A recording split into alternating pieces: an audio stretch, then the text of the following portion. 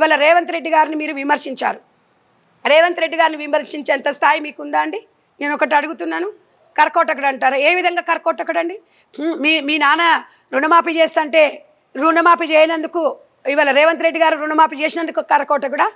ఇవాళ మీ నాన్న చేయలేని పని గురుకుల విద్యాలయాలను ఇవాళ ఇవాళ ఇవాళ ఒక రాష్ట్ర వ్యాప్తంగా ఒక కార్పొరేట్ యంగ్ ఇండియా పేరుతో ఒక కార్పొరేట్ విద్యా సంస్థలాగా తీర్చిదిద్దడము రేవంత్ రెడ్డి గారు చేసిన తప్ప అండి?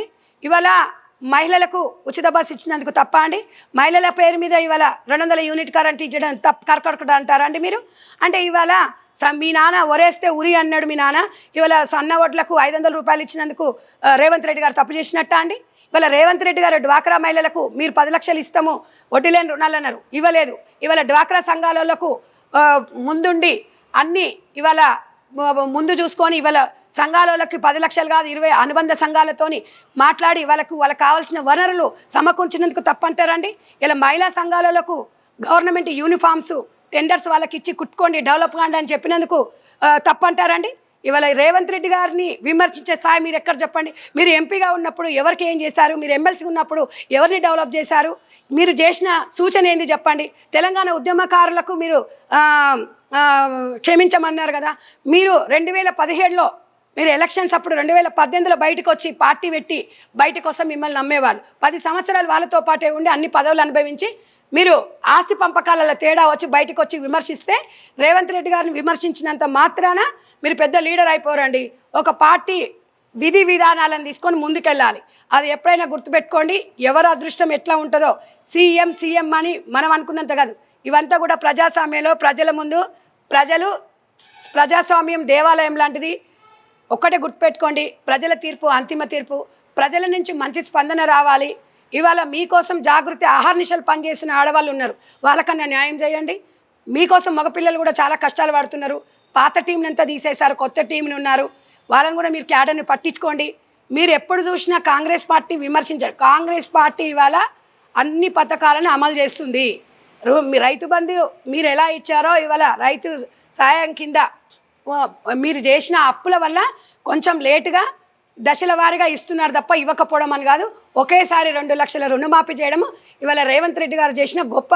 మీరు గుర్తుపెట్టుకోండి, ఇవాళ మీ నాన్న ఉన్నప్పుడు ధనిక రాష్ట్రం ఉన్నప్పుడు గవర్నమెంట్ ఉద్యోగస్తులకు 10వ తారీఖు జీతాలు వచ్చేది. ఇవాళ రేవంత్ రెడ్డి గారు 1వ తారీఖు ఉద్యోగస్తులకు వాళ్ళకి డబ్బులు ఇస్తున్నారు, జీతాలు ఇస్తున్నారు. అందుకు కరకొట్టకుడు అన్నారా? ఇవాళ రేవంత్ రెడ్డి గారు నానేంత స్థాయి మీకు ఎక్కడుంది? రేవంత్ రెడ్డి గారు రాజకీయం చేసినప్పుడు మీరు ఎక్కడున్నారు? ఒక మాట చెప్పండి. నేను అనేది ఏంటంటే విమర్శలు ప్రతి విమర్శలు ఉండాలి, కానీ మీరు పేర్లు ఏదో డిక్షనరీల దేవులాడికి వచ్చేసి ఏదో మాట్లాడడం కాదు. సరే, ఎవరైనా మేము 2.5 సంవత్సరాలే ఇవాళ కాంగ్రెస్ పార్టీ అధికారంలోకి వచ్చి 10 ఏళ్ళు మీరు చేయలేని పని మేము 60-70% చేసాం. ఒకవేళ మేము చేయలేదనుకోండి, ప్రజాస్వామ్యం ప్రజలు తీర్పిస్తారు. ఇవాళ ప్రజలు కూడా అర్థం చేసుకుంటున్నారు. ఒక్కొక్కటే అనుకున్నాం. తులం బంగారం అని మీరు 10 సార్లు అన్నారు కదా. తులం బంగారం 50,000 ఉండే, ఒకప్పుడు 40,000 ఉండే, ఇలా 1,70,000 అయింది. దానికి ఎవరు కారకులండి? ఇలా పెంచడం వల్ల ఇవాళ ఏ ప్రభుత్వాలు కారణమండి? అంటే ఇప్పుడు బంగారం ఇవ్వని మన పంట పండిస్తామా? మీరు కొంచెం అర్థం చేసుకోవాలి. మీరు ఇవాళ దళిత బంధువు అని చెప్పి ఎవరికి ఇచ్చిననే దళిత బంధు? ఇవాళ ఇంతమందికి ఇప్పుడు విద్యా కమిషన్ వేశారు, రైతు కమిషన్ వేశారు. ఇవాళ రైతులు బాగుండాలని, తెలంగాణ రాష్ట్రంలో పిల్లలు మంచిగా చదువుకోవాలని, విద్యా వ్యవస్థని డెవలప్ చేయాలని ఆహార్నిశలు ఇలా 18 గంటలు పనిచేసిన ముఖ్యమంత్రి ఎవరంటే రేవంత్ రెడ్డి గారు. రేవంత్ రెడ్డి గారు ఆదర్శంగా తీసుకొని ముందుకెళ్ళాలి. అంతే. చాలామంది యువత వెళ్తుంది. సరే, విమర్శించేటప్పుడు పళ్ళున్న చెట్టుకి విమర్శలు వస్తుంటాయి.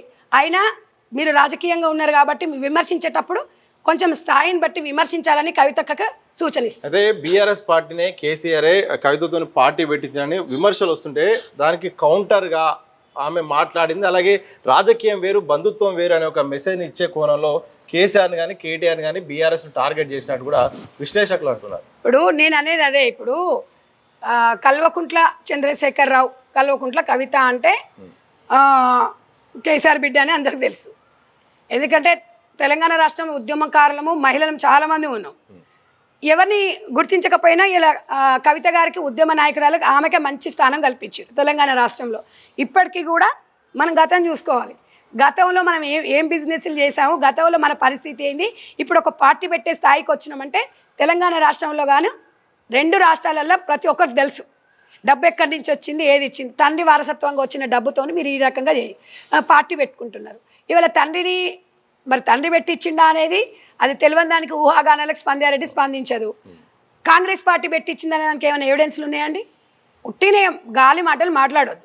కవితతో పార్టీ పెట్టించినంత మాత్రాన, ఇప్పుడు కవితతో పార్టీ పెట్టించినంత మాత్రాన కాంగ్రెస్ పార్టీ ముందు ఎన్నో పార్టీలు వచ్చినాయి, పోయినాయి. మీ పార్టీని మేము స్వాగతిస్తున్నాం, కానీ తెలంగాణ రాష్ట్రంలో కాంగ్రెస్ పార్టీని ఆదరిస్తున్నారు, అర్థం చేసుకుంటున్నారు. ఇప్పుడిప్పుడే కొంచెం రాష్ట్రం కుదుటపడుతుంది. అప్పులు తీర్చుకుంటూ వడ్డీలు కట్టుకుంటూ మెల్లమెల్లగా ఒక్కొక్కటి ముందుకెళ్తున్నాం. 10 రూపాయలు ఉన్నా కూడా ప్రజలకు ఇచ్చే పార్టీ కాంగ్రెస్ పార్టీ. కాబట్టి అది కేసీఆర్ పెట్టించిండ్రా, ఇంకోరు పెట్టించిండ్రా అనేది ప్రజలు నిర్ణయించుకుంటారు. ఊహాగానాలకు మనం స్పందించాల్సిన అవసరం లేదు. డెఫినెట్గా ఒక మహిళగా మీరు రాజకీయాలలో ఉండాలి, స్ట్రాంగ్గా ఉండాలి. కానీ మీరు విమర్శించేటప్పుడు వ్యక్తిగతంగా కానీ, ప్రజలను మభ్యపెట్టే విధంగా కానీ, ప్రజల్ని ఇబ్బంది పెట్టే విధంగా కానీ, మనోభావాలు దెబ్బతీసే విధంగా విమర్శించకూడదని చెప్పి నేను సూచన ఇస్తున్నాను.